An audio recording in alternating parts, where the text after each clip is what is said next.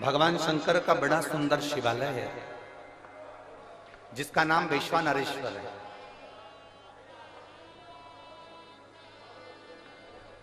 वैश्वानेश्वर शिवलिंग का एक बड़ा सुंदर प्राचीन, बहुत प्राचीन कहते हैं, हजारों हजारों वर्ष पहले का वो शिवलिंग है, बहुत प्राचीन। कई वर्ष निकल गए, हजारों हजारों वर्ष। कहते हैं जिस समय पर काशी का निर्माण था उस समय पर शंकर पार्वती जब भ्रमण के लिए निकले थे तो वैश्वेश्वर शिवलिंग का निर्माण उन्होंने खुद किया प्रवास से।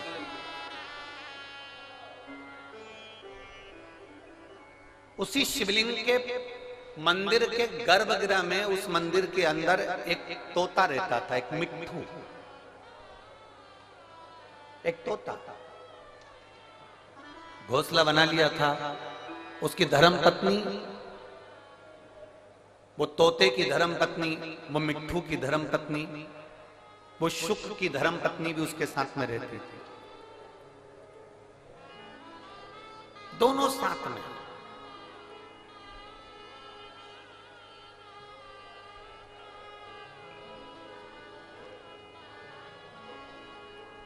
रोज प्रतिदिन वो तोता,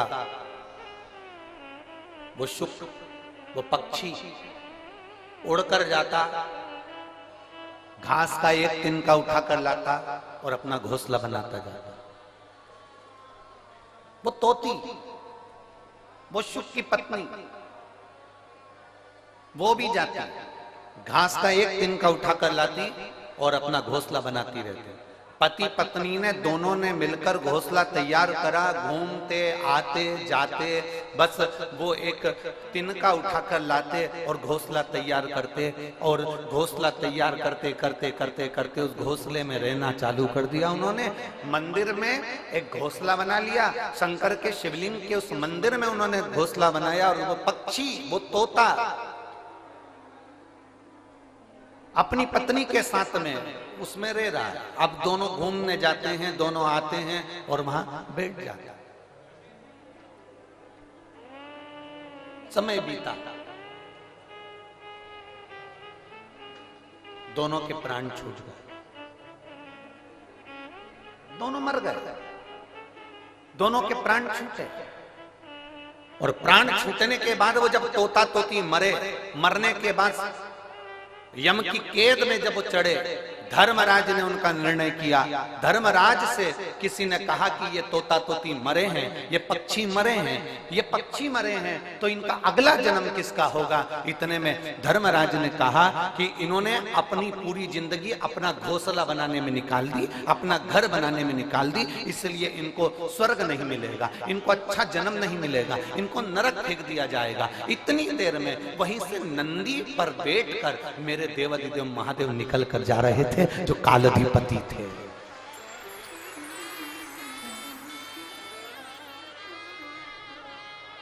मेरे देवाधिदेव महादेव निकल कर जा रहे थे, जो कालाधिपति थे। उन्होंने जो तोता तोती को देखा तो पहचान गए कि ये मेरा तो वैश्वेश्वर, मेरे शिवलिंग के पास में इन्होंने घोंसला बनाया था, और ये मेरे शिवलिंग के आसपास में परिक्रमा करते थे। जब भी उड़कर आते थे मेरे शंकर के मंदिर में चारों तरफ घूम के फिर अपने घोंसले में जाते थे। मंदिर में आते थे, फिर घूमते थे, फिर घोंसले में जाते थे, फिर घूमते थे, फिर घोंसले में जाते थे। ये पक्षी घूम घूम कर मेरी परिक्रमा करता था। शंकर भगवान ने कहा यह कोई साधारण पक्षी नहीं है, इसने मेरे शिवलिंग की परिक्रमा करी है, मेरे शिवलिंग के आसपास घूमा है, इसलिए साधारण मनुष्य नहीं बनेगा, ये साधारण जीव नहीं बनेगा, ये नरक का भोग नहीं भोगेगा, ये पृथ्वी पर जाकर एक ब्राह्मण और ब्राह्मणी के रूप में जन्म लेगा, और साधारण जीव ये जन्म नहीं लेगा। और महाराज, इसकी पत्नी का नाम लोपामुद्रा होगा, और ये जो पृथ्वी पर जन्म लेगा ये साधारण मनुष्य नहीं होगा, इसका नाम अगस्त ऋषि होगा। अगस्त ऋषि। अब जरा विचार करिएगा, शंकर भगवान के शिवलिंग के ऊपर चारों तरफ घूम रहा है, तो पक्षी पक्षी अगस्त ऋषि का जन्म पा लेता है।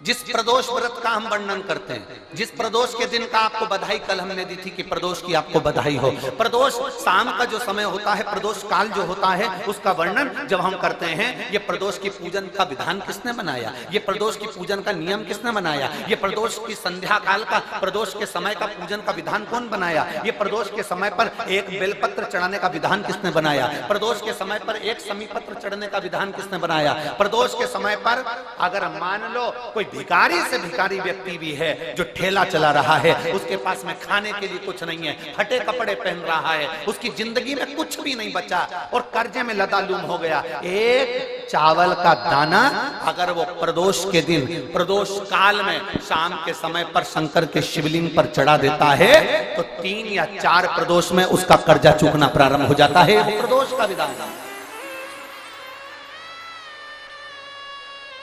इतना ये प्रदोष का वर्णन करा किसने, इतना प्रदोष की महत्वता बताई किसने, कौन करे इतना वर्णन। अगर प्रदोष की महत्वता बताने वाला कोई है, इसीलिए मेरे शंकर भगवान माता सती को लेकर कुंभज ऋषि के यहाँ, अगस्त ऋषि के यहाँ कथा सुनने के लिए गए थे, क्योंकि उनके बराबर कोई शंकर के महत्व को बता नहीं सकता और प्रदोष के महत्व को नहीं बता सकता। सती मैया को प्रदोष का महत्व बताने के लिए शंकर सती जी को लेकर कुंभज बाबा के यहाँ गए थे, अगस्त ऋषि, कि प्रदोष के महत्व को तो जानो सती, तुम प्रदोष के महत्व को तो सती जानो, तुम प्रदोष के महत्व को तो सती पहचानो कि प्रदोष का महत्व क्या होता है, प्रदोष काल का महत्व क्या होता है, प्रदोष के समय का महत्व क्या होता है। जिस समय पर सूरज डूब रहा हो, चंद्र प्रकाशित हो रहा हो, दोनों का मेल हो रहा हो, ना तो पूरा सूरज डूबा है, ना पूरा चंद्र आया है, ना पूरा अंधेरा है, ना पूरा उजाला है, उस समय को प्रदोष काल कहा गया, उस समय को प्रदोष का समय कहा गया, प्रदोष काल कहा। अब कई लोग हमसे कहते हैं गुरुजी आप हमको प्रदोष का समय बताया करो कि प्रदोष काल किसको कहते हैं, प्रदोष का समय किसको कहते हैं। अब एक बात हम आप सबसे कहना चाहते हैं, जितने लोग आस्था चैनल पर सुन रहे हैं, जितने फेसबुक यूट्यूब पर सुन रहे हैं और जितने रेवाड़ी की इस पवित्र धरा पर कथा को सुन रहे हैं, आप सबसे एक बात कहना चाहेंगे, अगर हम समय देखकर बताएं आपको कि शाम को 6 बजे, 6:30 बजे, 6:30 पे लेकर 7:30 के बीच में ये समय है, या 5:30 से लेकर 6:30 तक का ये समय है, या हम तुमको बोल दें कि इतनी बजे ये समय प्रदोष काल का रहेगा या इतनी बजे ये समय रहेगा, तो देखिए कभी कभी ठंड का समय आता है तो दिन जल्दी ढल जाता है, कभी कभी गर्मी का समय रहता है तो दिन बहुत लेट ढलता है। इसलिए समय की गणना से मत चलो, आप तो ये अंदाजा लगाकर रखो कि दिन ढल रहा हो, अंधेरा होना शुरू हो रहा, सूरज डूब रहा हो, चंद्र प्रकाशित हो रहा हो, अंधेरा अपना काम कर रहा है, सूरज ढलता जा रहा है, दिन कम होते चले जा रहा है और अंधेरा थोड़ा बढ़ते चले जा रहा है। इन दोनों का जो मिलन का समय हो, अब वो कितनी भी बजे, आप तो बस उसके मिलन का समय निकाल लो, वही समय प्रदोष काल कहलाता है, वही समय प्रदोष।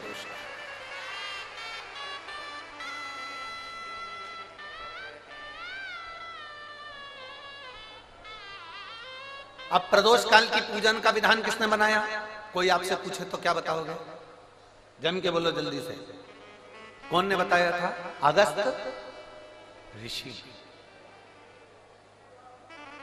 सबसे पहली प्रदोष की पूजन कौन ने करी थी। अब कोई आपसे पूछे तो आपको उत्तर देना है। 12 ज्योतिर्लिंग में से एक ज्योतिर्लिंग है ओमकारेश्वर। कौन सा ज्योतिर्लिंग है? सब बोलो। ओमकारेश्वर। विंध्य नामक पर्वत पर वो ज्योतिर्लिंग विराजमान। एक बार देवऋषि नारद भ्रमण करते करते विंध्य पर्वत पर आ गए। अब नारद जी का तो काम तुमको सबको मालूम ही है ना। नारद जी का काम तो मालूम है ना सबको। क्या काम है उनका? दुनिया के लोग कहते हैं नारद जी का काम है चुगली करने का, पर शिव महापुराण की कथा कहती है नारद जी का काम चुगली करने का नहीं है। नारद जी का काम किसी व्यक्ति को अग्नि प्रज्वलित कर कर, किसी व्यक्ति में आग प्रज्वलित कर कर, किसी व्यक्ति के हृदय को जलाकर भगवान की भक्ति को प्रकट करने की सामर्थ्यता देवऋषि नारद। लोग कहते हैं नारद जी का काम चुगली करने का है, लोग कहते हैं नारद जी का काम निंदा करने का है। निंदा करने का नहीं, निंदा के माध्यम से भगवान की भक्ति प्रकट करना। किसी के अंदर इतनी जलन उत्पन्न कर देना कि वो तप करने बैठ जाए, किसी की इतनी बड़ाई कर देना कि वो भगवान की भक्ति से जुड़ जाए। ये देवऋषि नारद का काम। दुनिया के लोग, दुनिया के कथाकार कहते हैं कि देवऋषि नारद निंदक है, देवऋषि नारद चुगलखोर है, देवऋषि नारद निंदा करते हैं। ये दुनिया के लोगों ने एक पक्ष देखा। अगर दूसरा पक्ष देखते तो मालूम पड़ता कि देवऋषि नारद निंदक नहीं है। देवऋषि नारद जो देवऋषि नारद हैं वो चुगलखोर नहीं है। देवऋषि नारद अपनी वाणी से किसी के अंदर अग्नि उत्पन्न कर कर उसको इतना अंदर से जला देते हैं कि वो भगवान को प्राप्त करने के लिए फिर कुछ ना कुछ प्रयास कर ही लेता है। जब जब देवऋषि नारद ने निंदा करी, जब जब देवऋषि नारद ने चुगली करी, तब तक देवता को प्रकट होना पड़ा।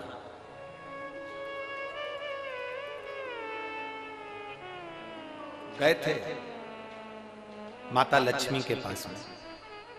देवऋषि नारद ने माता लक्ष्मी जी से कह दिया था, मैया बहुत भूख लग रही है, कुछ खाने का है क्या? बहुत तेज भूख लगी है, कुछ खाने का है आपके पास में? मैया ने अंदर से जाकर मोतीचूर का लड्डू ला कर दे दिया। नारद जी ने जो मोतीचूर का लड्डू खाया तो नारद जी ने कह दिया, मैया लड्डू तो अनसुईया जी के घर के थे, क्या जोरदार लड्डू बनाती है मैया, तुझे तो लड्डू बनाना भी नहीं आता लक्ष्मी मैया। अब तो लक्ष्मी जी को क्रोध आ गया। इतनी देर में नारद जी पहुंच गए पार्वती जी के यहाँ। पार्वती जी के यहाँ पहुंचते से कहा, मैया भूख लग रही है, भूख बहुत तेज है।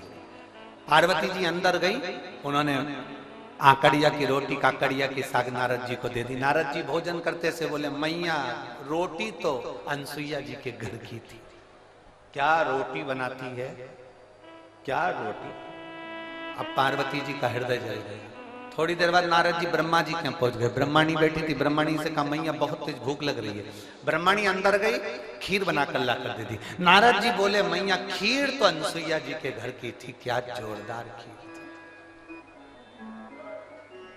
अब तो तीनों देवियां इकट्ठी हो गई। मोहल्ले की 3 माताएं अगर एक जगह पर मिल जाए तो समझ लेना कि किसी ना किसी की बुराई चालू है,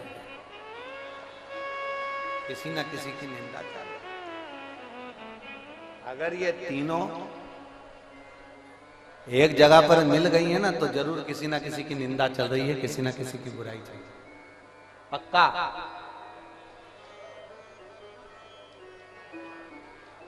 इकट्ठी हो गई। तीनों देवियों ने आपस में विचार करा कि अपन तो परेशान हो गए नारद जी के कारण। अनसुईया अनसुईया अनसुईया अनसुईया, ऐसा क्या अनसुईया में? अपने अपने पतियों को परीक्षा लेने भेज दो। ब्रह्मा विष्णु महेश तीनों परीक्षा लेने के लिए चले। और जैसे ही ब्रह्मा विष्णु महेश परीक्षा लेने के लिए चले, परीक्षा लेने के लिए जैसे ही चल दिए, इतने में तीनों दरवाजे पर पहुंचकर भिक्षा मांग रहे हैं, माता भिक्षाम दे, माता भिक्षाम दे, माता भिक्षाम दे। अनसुईया जी बाहर निकल कर आई और माता अनसुईया जब बाहर निकल कर आई और माता अनसुईया जी ने जो दर्शन किया, दर्शन करते से ही माता अनसुईया जी ने पूछा, देवताओं आपको क्या चाहिए? तो कि भिक्षा चाहिए। अनसुईया जी अंदर गई, पात्र में थोड़ी सी भिक्षा लेकर आई, अन्न का दान देने लगी। इतने देर में जब अन्न का दान देने लगी, तब उसी समय पर अनसुईया जी जब अन्न का दान दे रही थी, तब तीनों देवताओं ने खड़े होकर कह दिया, हमको भिक्षा ऐसे नहीं चाहिए।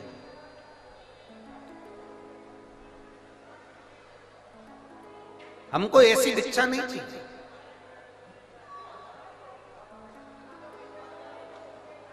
हमको ये भिक्षा नहीं, तो तुमको कैसी भिक्षा चाहिए? ब्रह्मा विष्णु महेश ने कहा, क्योंकि इनको देवियों ने कहा था कि जब भिक्षा मांगने जाना तो अनसुईया जी से कहना कि वस्त्र उतार कर भिक्षा देने के लिए, वस्त्र। अब तीनों देवताओं ने कहा, मां भिक्षा तो चाहिए, मां भिक्षा तो चाहिए, पर वस्त्र उतार कर आए, वस्त्र। अनसुईया जी बोली कि देवताओं, आप कह रहे हो कि अंदर का स्पीकर बढ़ाओ, अंदर आप कह रही हो कि भिक्षा चाहिए और भिक्षा चाहिए और वो भी वस्त्र उतार कर चाहिए। अनसुईया जी ने कहा, बाबा ऐसी कोई भिक्षा कोई नारी कभी नहीं दे सकती, ये भिक्षा कभी कोई नारी नहीं देगी। नारी अपने वस्त्र उतार कर कैसे भिक्षा देने आएगी? तीनों ने, जो ऋषि का रूप रखकर आए थे, साधु का रूप रखकर आए थे, उन तीनों ने कहा, मां भिक्षा तो हम ऐसे ही लेते हैं, अगर दोगी तो लेंगे, वरना भूखे रह जाएंगे, और अगर हम भूखे रह गए तो उसका दोष तुम्हें लगेगा। अनसुईया जी अंदर गई। नारद जी ने जो तीनों देवियों को अग्नि उत्पन्न करी थी, वो अग्नि आप काम कर गई। अनसुईया जी अंदर जाकर जल लाई। अगर मेरा सातित्व पक्का है, मैंने अपने पति की सेवा परमेश्वर मानकर करी है, तो ये तीनों की तीनों बच्चे हो जाए। जो जल छोड़ा, तीनों की तीनों देवता 1.5 महीने के छोड़ा हो गए, 1.5 महीने।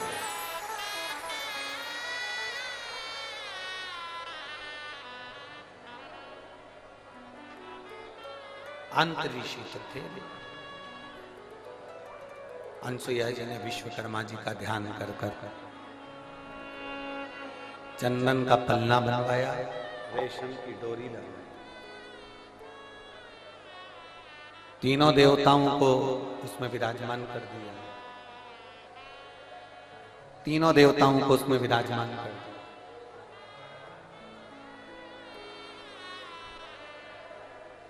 और तीनों देवता उसमें विराजमान हो गए। चंदन के पलने में रेशम की डोरी डालकर माता अनसुईया तीनों को झुला रही थी। इतने में अंतरी ऋषि का आगमन हो गया। अंतरी ऋषि ने पूछ लिया अनसुईया जी से कि ये किनके बच्चे हैं? अनसुईया जी तुरंत अंतरी ऋषि से कहती हैं, ये अपने बच्चे हैं। अंतरी ऋषि ने कहा, अभी मैं स्नान करने गया था, तब तो एक भी नहीं था, और आया तो 3-3। अनसुईया जी बोली, भगवान जब देता है तो छप्पर फाड़ कर देता है।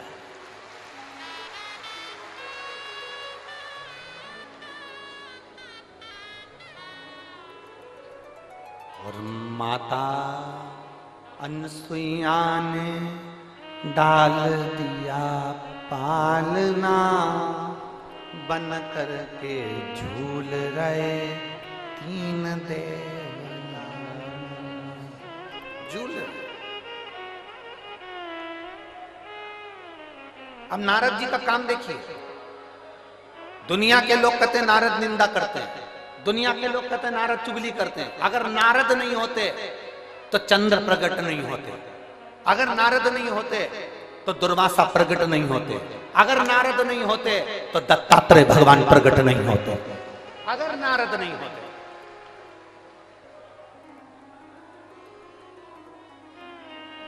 नारद जी चले, लक्ष्मी जी के पास में पहुंचे। मैया आज बड़ी बेचैन दिख रही हो। लक्ष्मी जी बोली, क्या बताएं, हुआ क्या?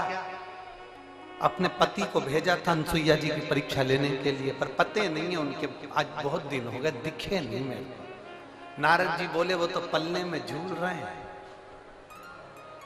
लक्ष्मी जी बोली, फालतू की बात मत कर, मेरा इतना बड़ा पति कोई पलने में झूलेगा?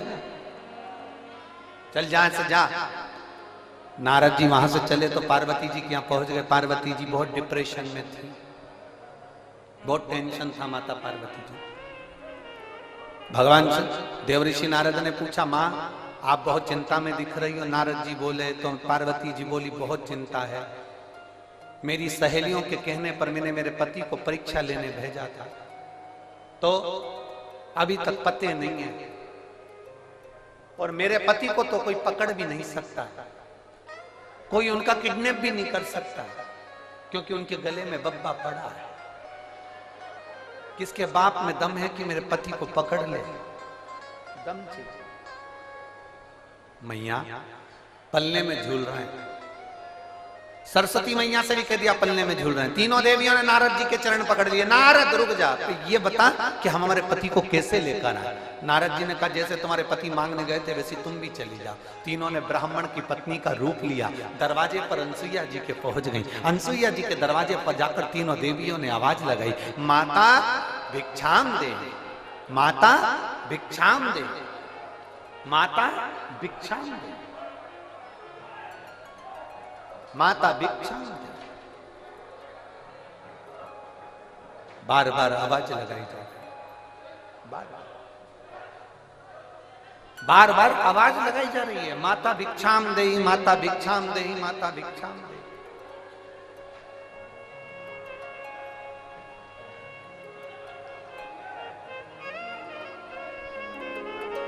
बार बार आवाज लगाई। और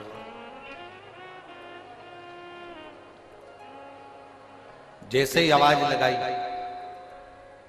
पार्वती मैया निकल, अनसुईया मैया निकल कर बाहर आई। जो अनसुईया मैया निकल कर बाहर आती, इतने में अंतरीक्षी ने आवाज लगाई, अनसुईया कहां जा रही हो? अनसुईया रुक गई, दरवाजा बंद है, तीनों देवियां बाहर। लक्ष्मी ने पार्वती से कहा, पार्वती जरा देखो तो अंदर अपने पति हैं भी कि नहीं है? पार्वती जी ने सरस्वती से कहा, तुम अंदर झांक कर देखो पति अंदर है कि नहीं है। सरस्वती मैया दरवाजे में एक छोटी सी सरंग थी, पतली सी सरंग, उस सरंग में से सरस्वती अंदर झांक कर देख रही थी। इतने में पीछे से देवऋषि नारद जी आकर बोले, मैया तुम दूसरे के घर में झांकी हो ना, आज से पृथ्वी पर जितनी माता है ना, इनकी भी आदत बदल जाएगी। ये जब भी कपड़ा सुखाने ऊपर जाएगी तो पड़ोसी की छत जरूर ढाक के आए।